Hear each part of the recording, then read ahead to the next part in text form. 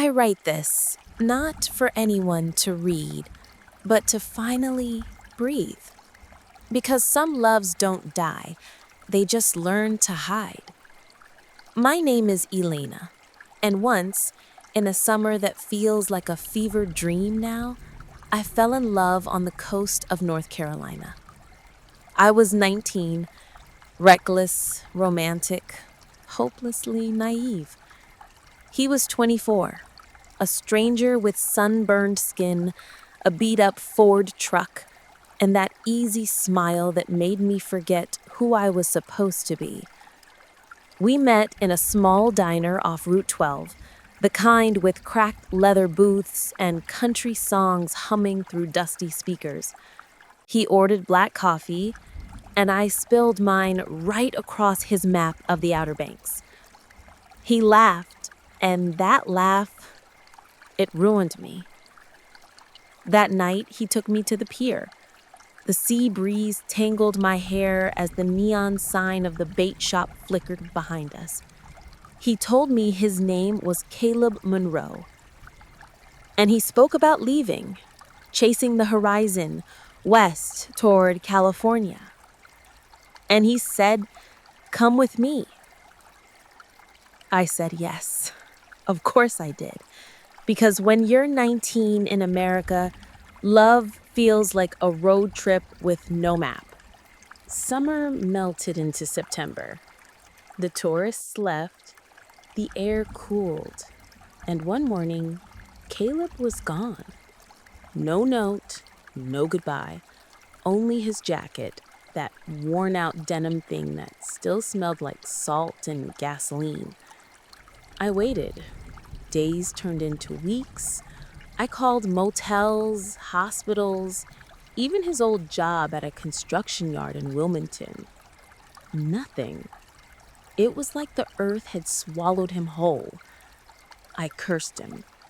I hated him. But the truth, I never stopped loving him. Years passed.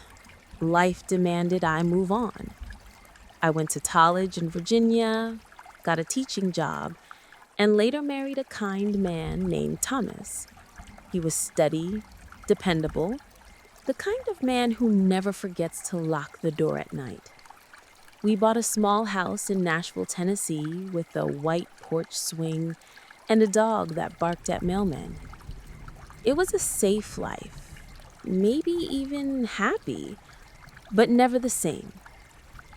Every 4th of July, when fireworks lit the sky, I'd hear Caleb's laugh in the thunder. And every time I drove near the coast, I'd imagine seeing that old truck parked by the dunes again. 10 years later, one rainy night, I found his name again. Not in a dream, but on the news.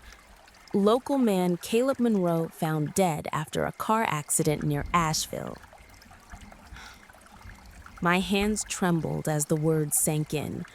The anchor said he was a volunteer firefighter, a man who'd spent the last decade helping strangers. A hero, they called him. Tears blurred the screen. He'd stayed in the same state all along. I couldn't explain it, the grief, the relief, the ache of knowing he hadn't vanished into some mythical elsewhere. He'd just lived, quietly, without me. So, I wrote him a letter. Every word poured out like confession. The love, the hate, the years in between. I wrote about our summer by the sea and how every wave since had carried his name. When I finished, I sealed it, drove out to the ocean, and let the wind take it. I watched that envelope fly, twist, and disappear into the Atlantic darkness. And for a moment, I felt free. A month later, something arrived in my mailbox. No return address, just my name, written in the same messy scrawl I'd memorized 10 years ago. Caleb's handwriting. My heart stuttered, My knees almost gave out. I tore it open. Inside was the very same letter I'd thrown into the sea, water stained and wrinkled, but untouched. And beneath it, another page, his handwriting again, faint, almost fading. I came back for you once. You'd already gone. Maybe love always finds its way home, even when we don't. I sat there for hours. Somewhere between the tides and the miles, my letter had found him. Or maybe he found it.